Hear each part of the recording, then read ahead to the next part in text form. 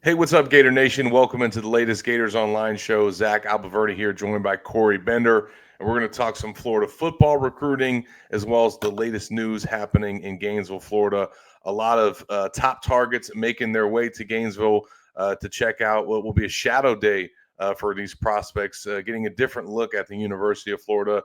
Corey will run down some big names, and there was another big name that made his way to Gainesville as well this week. So we'll get into all that on today's show. Corey, how are you doing, my friend?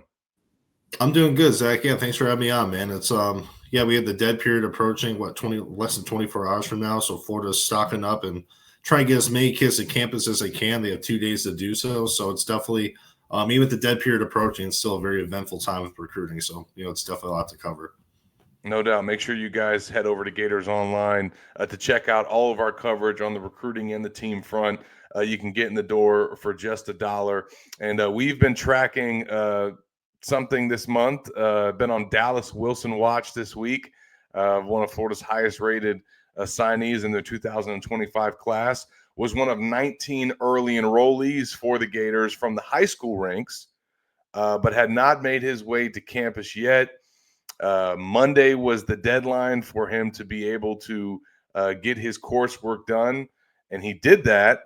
But then there was a hiccup with his transcript, a little delay on his enrollment. But he had been admitted to Florida, and now his he is officially in. He reported to Gainesville on Thursday and is enrolled at Florida, taking classes, and will be able to go through spring ball, which is a big deal. Uh, this is obviously anytime there's a delay like this, we're tracking it, trying to see what's happening.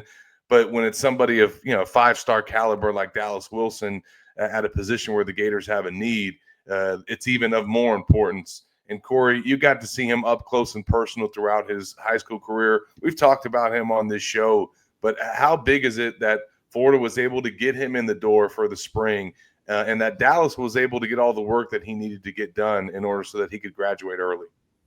Yeah, man. No, I just think good for the kid. I know it's been a whirlwind for him. I mean, like you said, even for us covering it, the last month has just been crazy. I mean, a lot of people you have to remember he signed with Oregon early on, and we thought in Florida was trending, the 24 hours prior. I know a lot of picks were put in, and obviously a day after, then he had second thoughts, and it's been back and forth. So it's been a long month. But as far as on the field, I think it's very important to get him in. I think he's definitely a 5-star talent. He's a guy. Billy Gonzalez likes those big bodied wide receivers. He's about 6'3", 195 pounds. A guy that I think can come in and make an immediate impact. I think as far as they have a really good freshman wide receiver class coming in. I think Vernell Brown III, he probably, in my opinion, has the best chance of seeing the field early. I just think he's very polished. He does a lot of the thing. He's one of those guys that checks off all the boxes, in my opinion, at wide receiver. But when you look at Dallas, he's a big play threat. A guy who can stretch the field, go high point the ball. Gets on the field very quickly for a bigger receiver. I think that's what kind of puts him in that 5-star category, is how mobile and how fluid he is for a bigger receiver. I think obviously he has to kind of expand his route tree a little bit, tweak up a little things in the skill set.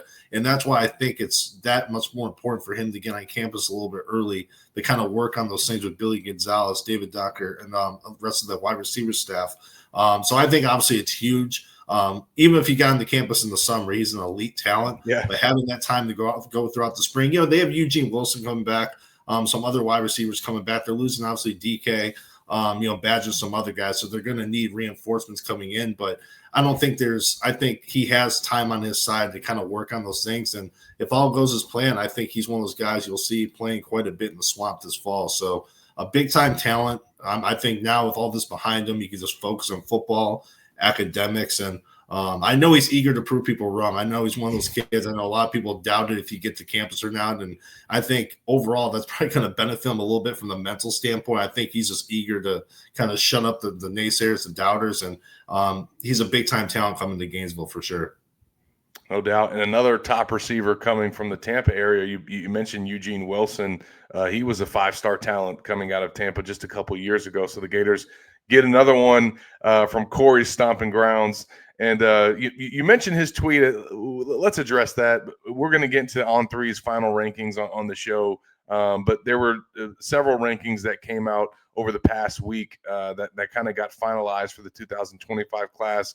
And Dallas did drop, not a lot, but did drop 10 to 15 spots in some of the rankings.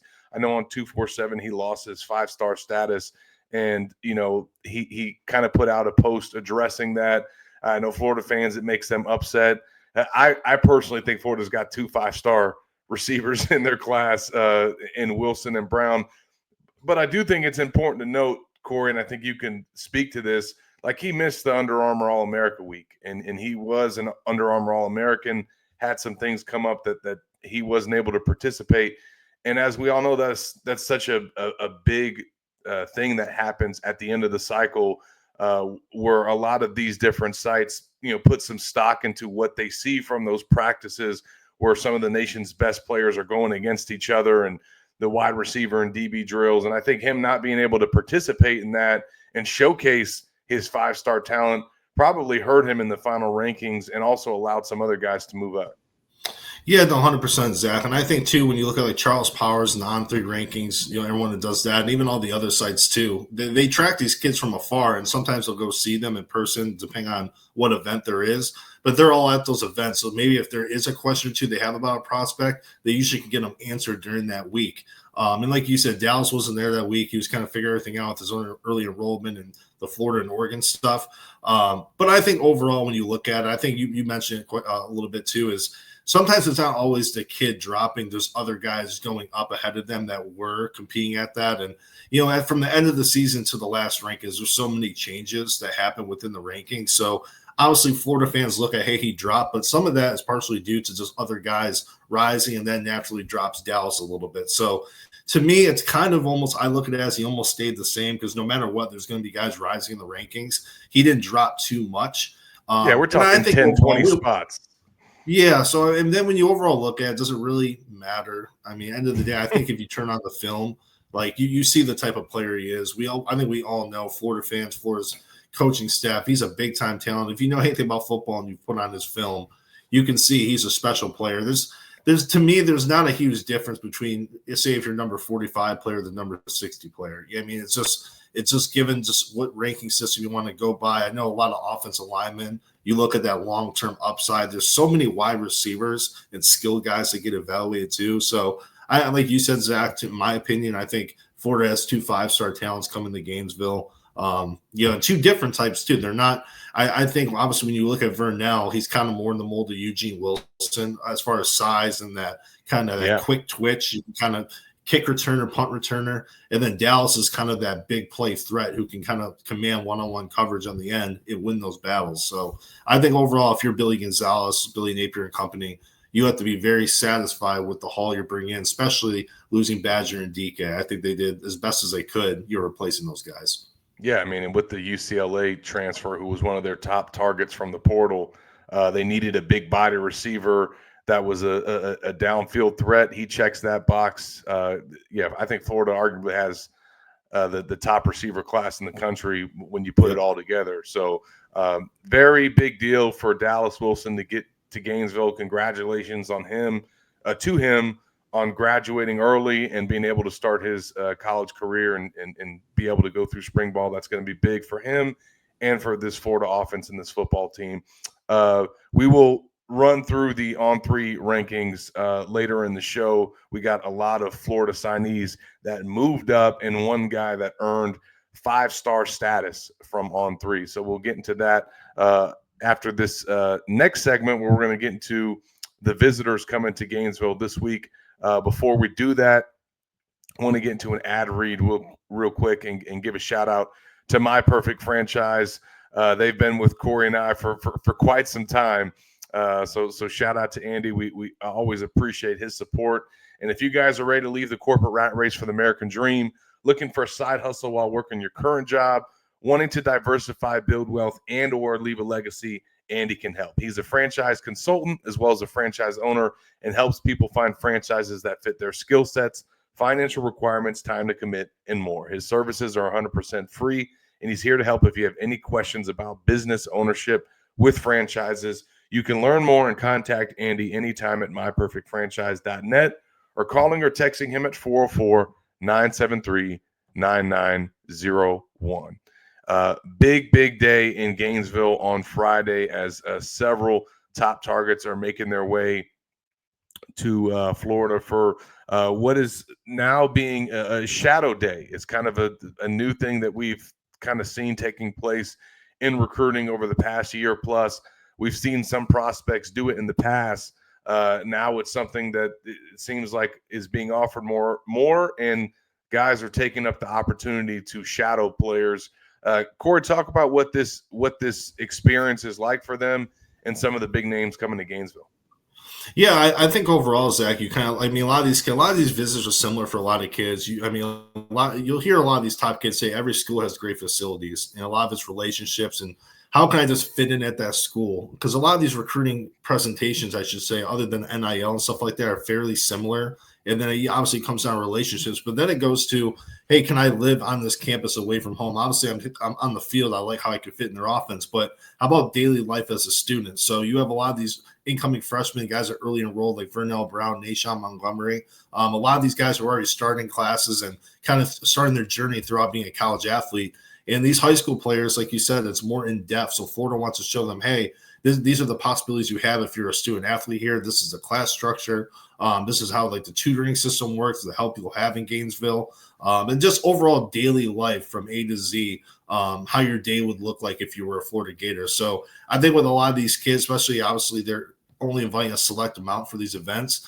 And most of these kids have tons of offers, NIL opportunities, and the list goes on. So you got to kind of differentiate from these other schools. Hey, this is maybe this is a plus that we have that this school doesn't. So I like it. I think it's different because Florida's going to have more than enough opportunities to host these kids, for games in the summer, OVs, in the spring for spring practices. This allows them to kind of show them a different type of look at being a Florida Gator, from daily life in the classroom and just how your workout schedule is going. Overall, maybe as far as just nutrition, health. So they kind of get everything on these visits. And yeah, I mean, like you said, you look at the list right now, Florida has so many big time kids coming in. So it's a huge opportunity for them, especially with the dead period starting, on Sunday. Yeah, and also too, I think that they've put in so much work over this past month between the junior days that they've had on campus, and obviously the work that they put in hitting the road. Um, what do you feel like that kind of groundwork has done to set up this weekend? Because I know a lot of these guys are making a return to Gainesville, and also just kind of set the tone for Florida in the 2026 class. Yeah, no, it's huge, man, because now they don't have in-home visits at the end of the cycle. In years past, coaches get on the road right before the early sign period, and it's just chaotic. Kids are hosting coaches the week before sign day. Now with the contact period, you're allowed to actually speak with the coaches at school. It's obviously pushed all the way up until now. So I think Florida, they've been relentless on the road this past month, as like a lot of schools have been. But Billy Napier's been on the road. You look at Trenton Henderson, a kid out of Pensacola, is one of their top targets, regardless of position. He's an edge talent. Napier just visited him at school this past week. Assistants visited him in the week prior to that. So, if those face-to-face meetings weren't going on, maybe he goes visits Auburn or Texas or Georgia. And I think, Florida, you're getting that face time at schools now where Napier and assistants can come and sit down, and kind of pitch their pitch and try to convince them to come to Gainesville, laying that groundwork. So when you kind of have that now with how the recruiting structured now, in years past, you can go visit kids' school during the contact period, but technically you couldn't really speak with them. You would see kids walk past some hallway and maybe do a head nod, but most of the time is with the coaches and, and stuff in that nature, or maybe they're going to go watch them work out. Now you can go visit them at home. It's weird. I mean, I was talking to our colleague Keith about this. Kids are doing in-home visits as junior. Now the Under Armour and All-American game, you have juniors in the game. Recruiting's really changed over the last year and a half. So like you said, having that opportunity to really sit down with these kids, it's obviously prepping them to have a big visitors list. And you look right now, according to our list, and what Florida's expecting, over a dozen blue chip kids are expected in today for shadow days. A lot of these kids are top targets. So yeah, it's early in the cycle, but you give a good impression today, a kid might come back and say, hey, I'm definitely going to take an official. It's not as crucial over the summer to kind of show them everything. This shows them everything now. It's a shadow day. You keep building on that, bring for spring practice, and you can really build a lot of momentum. And that's the opportunity Florida has starting today. And if you guys want a full preview of the guys coming to Gainesville, head over to GatorsOnline.com. Check out Corey's story, Blue Chip Bonanza, Florida to host key targets for Shadow Day. We're not going to give away all the visitors, but I will ask Corey about a couple. as you go through that list, Corey, is there one guy on there that you would say is maybe the most important or significant visitor for Florida on Friday? Someone that it's kind of a big deal that they're getting him on campus either again or for the first time in a while? Yeah, man, there's a few of them. I think we'll start with Trent Henderson because I think Florida needs another good edge. I mean, obviously, Jaden Woods is a kid they just signed last class, so I'm very high on, but they need to keep stacking that position. They've had some departures, TJ Searcy. They've had guys depart the program, in the transfer portal as of late. So he's a big time guy, top 40 player overall. He already said Florida, Texas, and Auburn are guaranteed to get OVs from him. Billy Napier, that shows how fast he got on the road to go see him and have FaceTime. So I think getting him on campus, and remember, like I said, this is the last weekend for the dead period. All these schools are fighting to get these kids on campus. So Florida to kind of win out that weekend and get them on campus is big.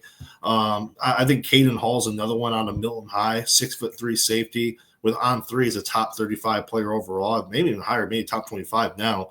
But he's a guy Florida's been recruiting for almost 2 years now. And those relationships are very strong. I think I've interviewed this kid so many times. Florida's probably the one school he's always consistently mentioned as a top school. Overall, he's been to Florida probably more than any other school. Now having Vinny Cincinnati on the staff, he even told me that helped Florida even more.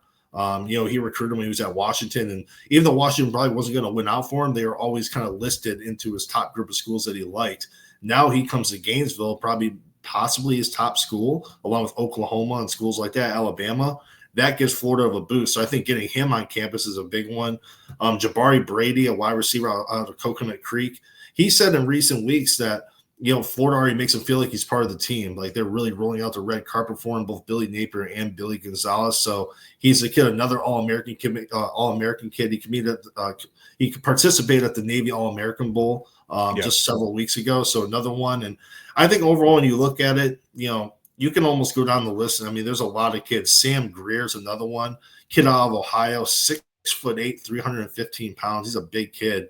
All the way up in Ohio, I think the biggest question with him is, can you get him out of the Midwest? Obviously with Ohio States and the Penn States knocking on the door. But, that's one Jonathan DeCosta is really putting a lot of work in. They actually met earlier this week and went out to dinner. That goes back to the contact period again. It's kind of like the in-home visits. You can either meet at home, you can meet at a restaurant and talk. So obviously he's a guy to go all the way up to the Midwest in battling out with those guys. I mean, that shows there's some interest. It's his second time visiting as well. And I think one other one too, we'll see if he makes it, is Darion Williams. He's a kid out of Tampa Plant, a wide receiver target. He's committed to FSU, and a lot of recruiting fans obviously love these type of things, but he's committed to FSU, but he has a top 3. So Yes. He's told me multiple times that staying in Florida is really important to him. He wants for his parents to come see him play. It's not easy as traveling with all this stuff going on, every weekend if you're playing far away. Yeah. Florida's probably the number 2 school for him, Miami number 3, but Waltez Clark is working on him, his former teammate, and he's one of the first visits Jabbar Jaluk. He's one of the first kids Jabbar Jaluk visited during the contact period. Obviously, he wouldn't be playing running back in Gainesville, but Florida still saw him right at the very start of the contact period. So He was supposed to visit earlier this month. Didn't happen. He's expected today. We'll see if he shows up. But I think today, if Florida makes a big impression, they can they can definitely slowly start climbing closer to FSU. So big opportunity for the staff. And then final question for you on the guys coming Friday, Corey. Is there anybody on that list that you would highlight as someone that would either be on commitment watch or maybe you feel the best about Florida's chances to land either this weekend or in the future? Yeah, man. I mean, you have Aiden Pouncey coming from Winter Park. I don't think he's ready to make a decision, but, obviously the Pouncey name, his brothers just played at Florida, Jordan Pouncey, the receiver. So, I mean, obviously there's ties there. I mean, Florida's really turned up the heat with him. Another guy, Napier, went out and saw on the road, and that was another Florida they offered several months ago. There was no buzz there. You're like kind of thinking, okay, what's going on with that? Miami was always mentioned, but Napier went to go see him and Will Harris, and ever since then, Florida's been rising with him. He visited last week. Now possibly 2 weeks in a row he's going to be visiting, so I think that's big. He's a 4-star DB. I think another one, Janiver Carr. He's an IMG offensive lineman, 4-star kid. A kid Florida offered as a freshman. He's from Ocala. He has a lengthy offer sheet. Florida's been on for almost 2 years. Now he's at IMG. Another guy Napier saw, Rob Sale. They went down to IMG and met with him. He's one of those kids that kind of watches what he says because he knows how recruiting is. But Florida was one of the schools he loved as a kid, being not too far away in Ocala. So maybe he doesn't commit this weekend if everything goes well, but I think if you had to say, hey, who's trending for him, who do you feel the best about? I would probably say Florida at this point. We have a long way to go, but he's one of the guys that Florida's prioritizing early. And I know from talking to a few sources that Florida, obviously, a lot of their top targets in the state of Florida along the O line are interior guys.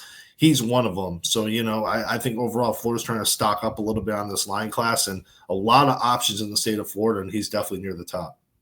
No doubt. It's been a busy month of recruiting for the Gators, kind of their last hoorah here before the dead period. So make sure you guys follow along to gatorsonline.com for all of Corey's coverage, as well as Keith will have some updates coming out of these visits.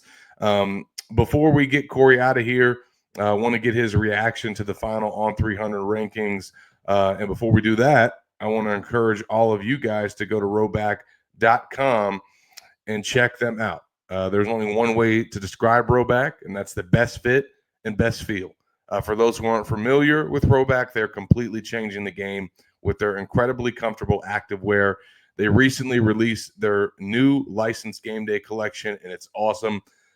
Novel polo designs, clean hoodie, and Q-zip designs for some of your favorite schools, including the Florida Gators. Definitely worth checking out because nobody else on the market is pairing these level of custom designs with this quality of activewear. Use the code Gators20 on roback.com for a generous 20% off all new customers. That's roback.com, spelled RHOBACK.com, and you will get 20% off all performance polos, shirts, and more with the code Gators20. We mentioned the final on 300 that came out this week. A new 5-star in Florida's 2025 class, another legacy as well as Ben Hanks the third is now a 5-star with on 3, and that is Ben Hanks the third, not Junior. For those wondering why we're saying that, it is the third. We check with Pops. So that's official as it gets. Yeah, it is. And Florida's got him listed as the third as well. So, Corey, big time news for Ben Hanks, and I'm sure his dad was happy to see that as well. What do you think about him earning 5-star status and kind of what that means for Florida secondary? I mean, he broke the county record Miami-Dade with 13 interceptions in one season, which is crazy. Over 20 interceptions throughout his career down in, Zach at Booker T. Washington, play some of the top competition. And he's one of those guys, in my opinion, you can put on an island against a school's top wide receiver. He's one of those guys. And I think the one thing, too, seeing him in person, he's one of those guys I've watched on tape. And when you look at our scouting reports, I always rated him. I'm like, man, this kid is not only intercepting passes, but he's taken him to the house as well. This guy, obviously, he's not the fastest corner, but he knows how to navigate with the ball to kind of pick up big chunks of yards after the interception. But very instinctive, a guy that breaks on the ball well. You'll see a guy run kind of like a little hitch route or a little comeback, and he's always right with them. And sometimes he can read that route and kind of beat the receiver to the ball. He's one of those guys that kind of has a swag, as I would like to say, at the corner spot. And then seeing him in person, man, he's a lot bigger than I think a lot of people think. Really long and lengthy. About 6'1". So when I saw him in person, I was like, man, like you kind of see these corners that are like maybe on the smaller side that can move that well, can break on the ball. He's a guy that has good size, man, and he has a frame that should fill out really good. So when you kind of consider that physical upside along with breaking a Miami, everyone knows the talent that comes out of Miami every year. To break the Miami-Dade county record all time with 13 picks in 1 year, it's not like he plays at a small private school against other little, small teams. He plays against he plays for Booker T. Washington. So I think it's well deserved. He had a massive senior year, but the production dates, like I said before, dates well before that. So I think I'm not too surprised. And I know at the Navy All-American Bowl, when he did play out there, he performed really well. Talk about the whole Dallas Wilson thing, playing in front of scouts, how important that can be. And he's one of those guys that took full advantage of that. And obviously he was one of the top performers throughout the week. So I'm not too surprised, man. He's a big-time talent. And, I know he has to kind of add some weight and get stronger, but overall, I think he's one guy that he'll be playing quite a bit throughout his time in Gainesville. No doubt. And with Ben Hanks the third earning 5-star status from on 3, the Gators now have 2 signees in their class that have a 5-star rating. Ben Hanks has a 5-star rating from on 3. And then Vernell Brown III, he's actually a 5-star in the on 3 industry composite rankings, and that is being jacked up by his ranking from rivals.com, which had him as the 24th recruit in the country in their final update. So Vernell Brown the third, he is a 5-star prospect in the On3 industry rankings at 30th nationally. And then Ben Hanks the third, he's a 5-star prospect in On3's rankings at 23rd nationally. And as I'm looking at these industry comparisons, it doesn't look like there's any other 5-star ratings for any guys from any other sites. Again, Dallas Wilson, I think Corey and I would both agree that he is a 5-star talent and probably would be up there had he not missed Under Armour All-America Week. However, there is also another signee for the Gators that just missed the cutoff for being a 5-star On3, and that's Lagonza Hayward, the safety signee out of Georgia. He is a top 100 prospect in the On3 industry rankings. But on On3, in the final update, my man was ranked 35th nationally. Very high up there. He was just 3 spots away from 5-star status. So, I mean, he might as well have it. That's a big time ranking for him to get. And On3 is obviously higher on him than the rest of the industry. And he moved up in the final rankings from 53rd to the 35th. Corey, what are your thoughts on Hayward's ranking? And I think that Brandon Spikes approves this message. Yeah, right. No, I think overall with him, man, these guys, when the kids signed, I did who's kind of most ready to play. He was one of the guys that came to mind right away. I think when you look at him, he has an SEC ready frame, about 6'1 and a half, 205 pounds, really put together. In his high school, he was like Mr. Do-It-All. He was receiver. He could probably be a high-level D1 receiver as well. But a guy I think maybe he'll play star, safety, or over time be a linebacker. I mean, he has one of those frames that he's definitely advanced for his age. An explosive player, a guy can come down, lay the wood, man, a strong hitter. Really can high point the ball. He's one of those guys that can kind of do it all. But when you mix that in with just his physical upside and where he is in that department, I'm not surprised that he kind of went up the list. He's one of those guys that Florida obviously lost out over the summer. The Tennessee guy's commitment. Georgia kept fighting and Florida kept fighting, but he always said Florida was in the back of his mind. He was at the game when Florida lost to Tennessee in overtime, and he was impressed. Like, man, this team's a lot better than I thought they'd be. They're trying to turn the corner. With DJ Ladd, that's when he just started playing more and more. So I think with him, man, I know Charles Power and the On3 people who do all the rankings, that they definitely love his long-term upside. They think he's going to be an early contributor like I do. And the guy, I think that positional versatility, you saw this past year with Florida. They had some injuries in the secondary. They were able to kind of move a few guys all around to kind of fill in spots. I think he's one of those guys where, if someone's down at star, you can put him at star. If you need him at safety, you can play safety. And I think the way how physical he is, you can probably put him in the box as well. Shamar James, I mean, he wasn't the biggest linebacker. And I think at this stage, obviously you look at Hayward, he's probably more physically advanced than a lot of those kids were coming out when they did.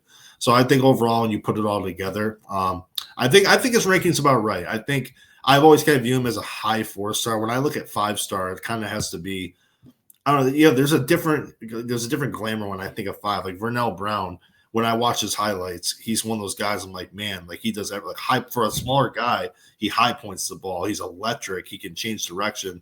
There's just a little bit of difference. And I wanted to kind of piggyback off what you were saying too. I know we're talking about Dallas Wilson not being a 5-star. Think how many high schools there are in the United States, how many players are on the field at all times. Just to be listed as a top 100 kid, regardless of position, is pretty wild. I mean, that's like obviously it says a lot about the player. Yeah, because I mean, when you really break it down, just say Florida in general, and you think of how many good teams are in Florida, you say Georgia, Texas, Cali, Ohio, and you say, hey man, you're a top 100 kid no matter what position. I mean, that's why I don't always say there's not a ton of wiggle room sometimes with these kids. So with the Haywards and Dallas Wilsons, yeah, they're not 5-stars right now, but they're guys that could easily, kind of be in that conversation. And it just depends on who you talk to and who does the rankings. Everyone has that's what makes recruiting fun. People have different opinions, and then you can debate. And you see 3 or 4 years from now when the draft comes, and you can kind of have revisit those conversations. But yeah, Hayward's a big time guy, man. I think overall he'll be ready to play right away in Gainesville. No doubt. And if you guys aren't catching that Brandon Spikes reference I made, When the Gators flipped Hayward from Tennessee, Brandon Spikes tweeted the night before, "Wow, just got a call that made my night. Can't wait till tomorrow." And then once they signed him officially, he quote tweeted it and said, "That late night phone call that made my day. If you guessed Laganza Jr., you guessed right." And he has compared Hayward to the eraser himself, Reggie Nelson. So quite high praise coming from Brandon Spikes. Definitely looking forward to seeing what Hayward does this spring. I think I agree with Corey. He's if you're looking for a guy that can make an immediate impact right away in spring camp, he is one of those guys. And you guys can go read more up on Hayward at on3.com and Gators Online. Corey's got a story why On3 ranks him higher than the rest of the industry. And just a couple other notes on guys in the final rankings. Jalen Wiggins also moved up in the rankings, and Florida's defensive line signee Joseph. Do you know how to pronounce that last name, Corey? I was on mute. Yeah, I think it's Mbachu. That's how he said in interviews. So yeah, Okay. Joseph Mbachu. Yep. So he was not in the on 300 top 300 rankings from On3, and now he's moved up in there at number 224th nationally. Also, Medlock, one of Florida's offensive lineman signees, was not in the top 300. He's now ranked 282 in the final rankings. And one of Florida's running back signees, Byron Lewis, also moved up in the rankings from 286 to 257. So, all in all, a really impressive class for the Gators. Some high-end talent, some needs filled, and now they've turned the page and they're already working on 2026. And we're covering that Gators Online. So make sure you guys follow along for all of our work over there throughout the weekend. A big basketball game this weekend on Saturday as Florida's taking on Tennessee in Knoxville, top 10 matchup. Gators going for their first win in 11 years there. So, Corey, we appreciate the time today. Good luck tracking these guys down, and we look forward to reading all your coverage, man. Yeah, thanks for having me on, Zach. Always appreciate it, man. All right, you guys enjoy your weekend. We'll see y'all on the next episode of the Gators Online Show. For Corey Bender, I'm Zach Albaverdi. Take care, everybody.